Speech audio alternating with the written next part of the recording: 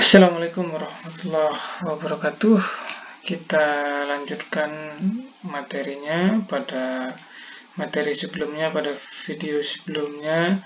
Untuk bab rangkaian DC sudah diperkenalkan EMF sama hukum Ohm, kemudian rangkaian resistor seri dan paralel. Oke, selanjutnya adalah kaidah aturan Kirchhoff.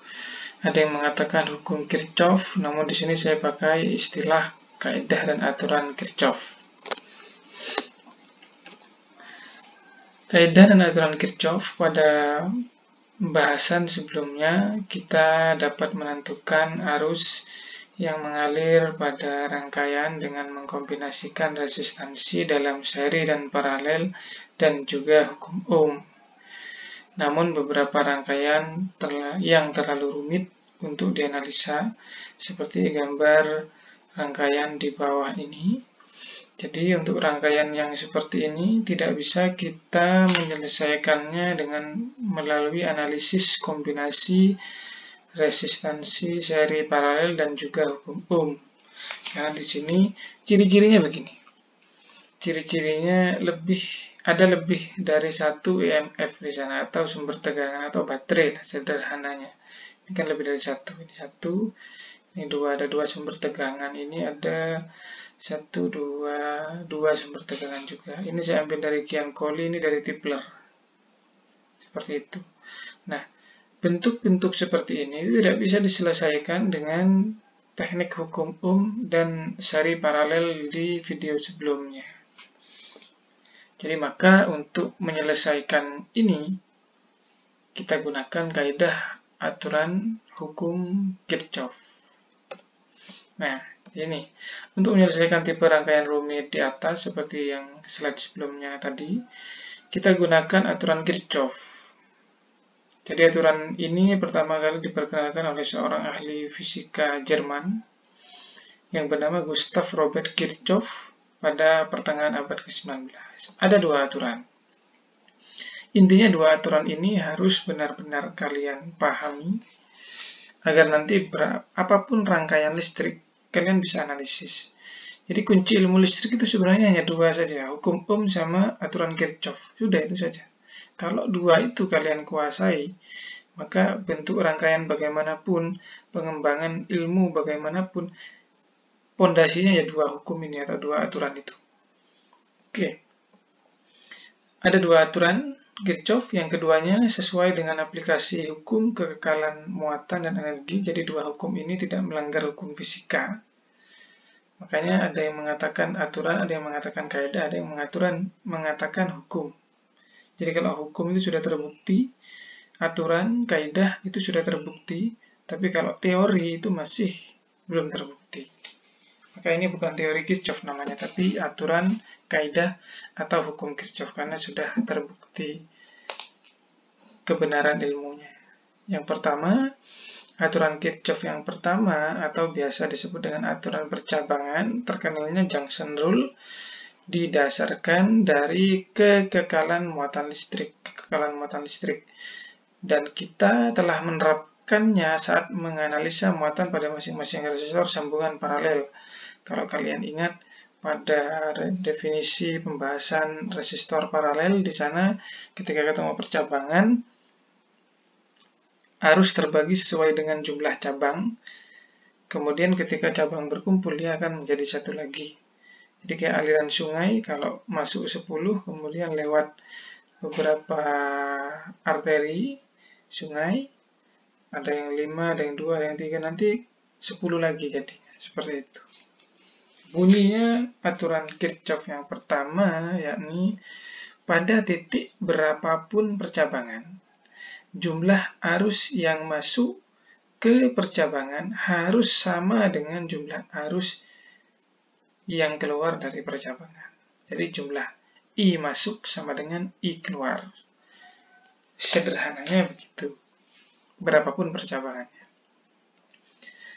Nah, aturan yang kedua itu adalah yang disebut dengan aturan putaran atau loop, berdasarkan dari kekekalan energi.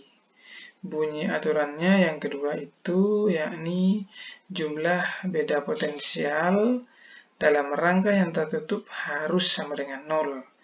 Jadi kalau ini dua-duanya harus ya, mengatakan harus. Jadi yang pertama, arus yang masuk harus sama dengan arus yang keluar. Yang kedua, jumlah beda potensial dalam rangka yang tertutup dalam loop harus sama dengan 0.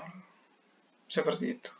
Itu Kirchhoff 1 dan Kirchhoff 2. Seingat saya dulu di SMP kelas 2. Kelas 2 itu kalau zaman sekarang disebut dengan kelas 8. Diajarkan. Saya masih ingat. Oke. Nah, ini dalam bentuk matematis. Aturan Kirchhoff 1 itu adalah sigma I masuk sama dengan sigma I keluar. Nah, ini kalau I masuk, ini I keluar, jadi I. Jadi di sini I1 sama dengan I2 tambah I3. Karena dia temu cabang. Gitu. Ini sudah kita terapkan di analisis rangkaian paralel untuk menghitung arus pada masing-masing resistor dalam percabangan. Kemudian aturan Kirchhoff kedua itu adalah jumlah beda potensial sama dengan 0. Dalam rangkaian, beda potensial itu ada dua. Ada baterai sendiri, EMF-nya, ada potensial yang nyantol pada rangkaian, pada hambatan, didasarkan pada hukum Ohm. Seperti itu. Nah, jadi kalau rangkaian seperti ini, dia jadi E2 min E1 I R1 tambah R2 tambah R3. Kalau dua loop begini, min E1 ditambah I1 R2 tambah I3 R1. Kemudian loop 2-nya I2 ditambah minus I3 R1. Nah, pertanyaannya setelah ini dari mana ini? Ini kok bisa I2 min I1? Kemudian ini kok bisa min 3, min I3, kemudian ini min E1. Oke. Nah, aturan Kirchhoff kedua itu ada aturan bawaan. Bagaimana nilai E dan bagaimana menganalisis E dan bagaimana menganalisis hukum Ohm-nya. Kalau ini gampang. Ada percabangan, beres. Intinya hati-hati di arahnya. Nah, ini kayak begini. Ini cabangnya bebas kita. Kalau kita anggap I1 sama dengan I2 sama I3, berarti arahnya ke sana sama ke bawah. Kalau I3, kalau I3 ke atas, I1 ke kiri, maka dia I3 sama dengan I1 tambah I2. Seperti itu. Nah, ini kita bebas tentukan. Nanti ada langkah-langkahnya dalam menyelesaikan di contoh. Aturan Kirchhoff 2, kita fokusnya di situ karena yang membawa aturan bawaan yang ini. Jadi berlaku untuk EMF atau GGL, bahasa Indonesianya GGL ya. E ini bernilai positif jika arah loop dari terminal positif ke negatif. Sederhananya begini, kalau positif ketemu positif.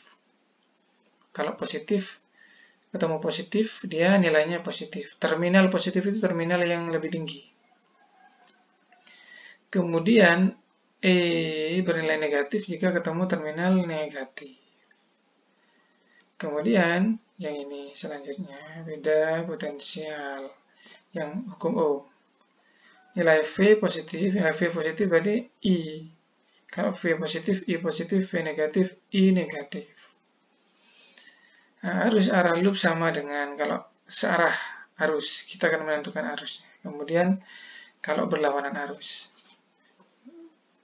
Nah, tiap buku beda-beda aturannya.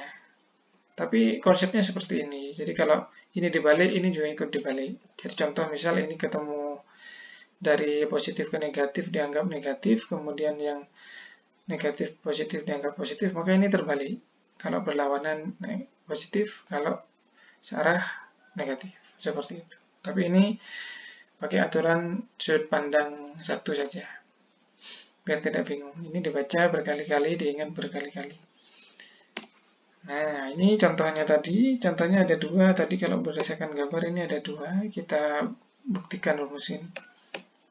Yang ini, langkah pertama dalam menganalisis rangkaian itu adalah kita membuat loop-nya dulu. Loop itu bebas, arah jarum jam boleh, berlawanan jarum jam boleh, terserah. Ini coba kita perhatikan. E2-nya di bawah, ini E2 ya. Tak kira ini E1.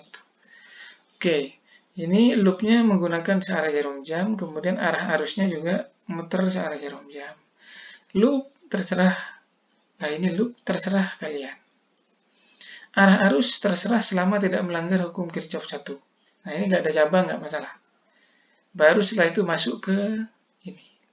Ini ditulis E2 min E1. Coba kita perhatikan. Loopnya kan muter begini.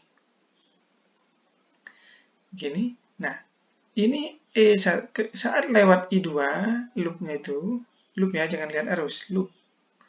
Loopnya ketemu yang tinggi. Yang lebih tinggi ini kan positif, ini negatif. Kalau ketemu yang positif, positif. Terus ini ketemu yang kecil, negatif. Maka E2 min E1. Begitu. Ini kan caranya gampang. Ketemu muter begini, ketemu yang tinggi, positif, ketemu yang kecil, negatif. Selanjutnya, nah ini karena satu, semua yang dilewati I itu R1, R2, dan R3, semua yang dilewati dalam rangkaian tertutup ini, dan kebetulan arahnya sama. Ini kan kita buat arahnya begini, maka dia positif. Maka plus I R1 tambah R2 tambah R3. Ini untuk satu loop. Gampang, sederhana, tidak banyak berpikir. Contoh yang kedua itu adalah dengan dua loop. Nah, langkah pertama kita buat loopnya dulu dan arah arusnya. Arah arusnya ini, kemudian ini ke bawah, ini ke sana, berarti ini saya analogikan ini yang besar, kemudian ini lewat cabang, sebagian lewat sini, sebagian lewat sana. Maka dalam hukum Kirchhoff 1, I1 sama dengan I2 ditambah I3. Seperti itu. Loopnya kita buat seperti ini, loop 1, loop 2, searah jarum jam. Bebas, kalau kalian berlawan jarum jam, terserah. Tak masalah. Selama mengikuti dua aturan ini. Oke, kita analisis loop 1. Loop 1, dia berputar melalui E1, ketemu yang kecil, maka dia negatif E1. Ini kita urus baterainya dulu. Setelah itu tidak ada baterai lagi, baru kita urus resistornya atau hukum ohmnya. Kita putar begini, ketemu I1 dan ketemu I3. Nah, ini I1 dari sini ke sini, ini I3. Berarti I1 hanya melewati R2. R3 hanya melewati, I3 melewati R1. Berarti I1 itu karena searah loop positif. Nah, I3 melewati R1 juga searah loop positif. I3 R1, I1 R2 sama dengan 0. Selesai. Dalam pembuatan rumus loop 1. Kemudian untuk loop 2, ini loop 2. Kita urus baterainya dulu ini. Kalau kita putar begini, ini ketemu yang panjang, maka positif E2. Beda dengan yang loop tadi ketemu yang kecil.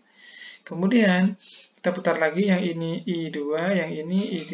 Yang I2 tidak ada resistor, maka tidak ada sangkut pautnya dengan hukum ohm. Tidak ada tegangan berarti. Hanya ini saja.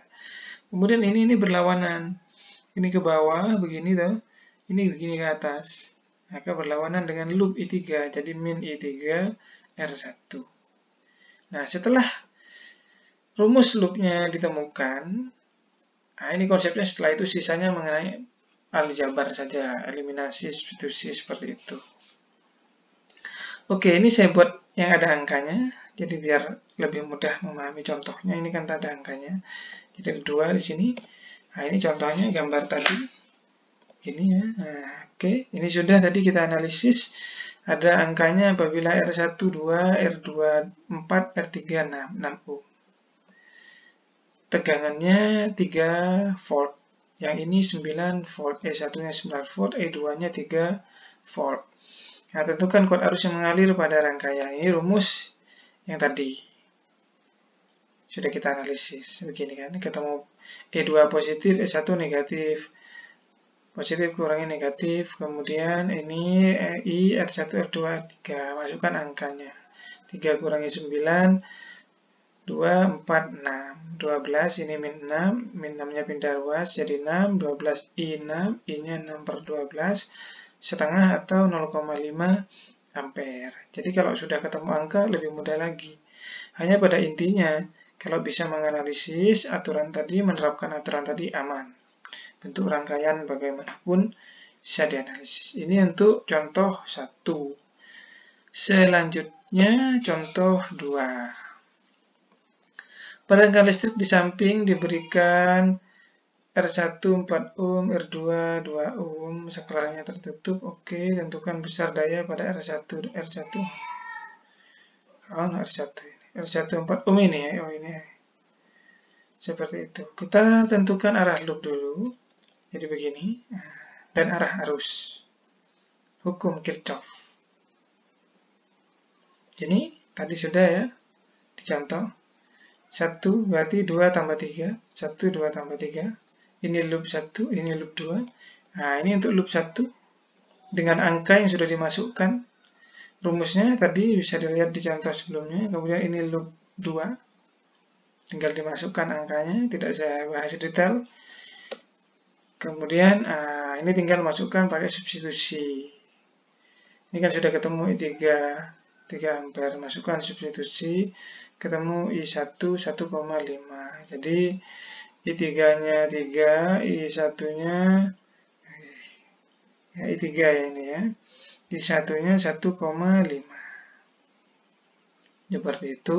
Kemudian menghitung daya. Dayanya itu di 4 ohm R1. 4 ohm itu di sini di I1, daya itu berarti I kuadrat R atau I kali V. Kita nggak punya tegangan di sini. Jadi kita pakai R saja karena dia kebetulan yang ditanya di posisi R. Jadi I kuadrat kali R, I yang mengalir di sini adalah I1. 1,5 kuadrat kali 4 sama dengan 9 watt. Seperti itu. Oke. Selesai contohnya. Kemudian info, ini referensi dari yang saya gunakan untuk bab ini. Jadi kalian buka www.studio Hukum Kirchhoff, kemudian Tipler, Physics for Scientists and Engineers, bisa. Karena contohnya saya ambil dari Tipler. Informasinya adalah evaluasi, karena minggu depan kita akan mengadakan evaluasi. Konsepnya sama seperti ETS yang kita lakukan sebelumnya. Kalian sudah berpengalaman dalam hal itu. Jadi dilakukan pada hari Kamis, tanggal 14 kalau nggak salah. Seperti itu, sama teknisnya. Jadi tinggal saya upload di Siakat nanti soalnya, silakan dikerjakan. Di malam itu juga silakan dijawab dan dikembalikan jawabannya. Seperti itu. Oke, cukup sampai di sini. Semoga bermanfaat. Terima kasih atas perhatiannya. Saya akhiri. Assalamualaikum warahmatullahi wabarakatuh.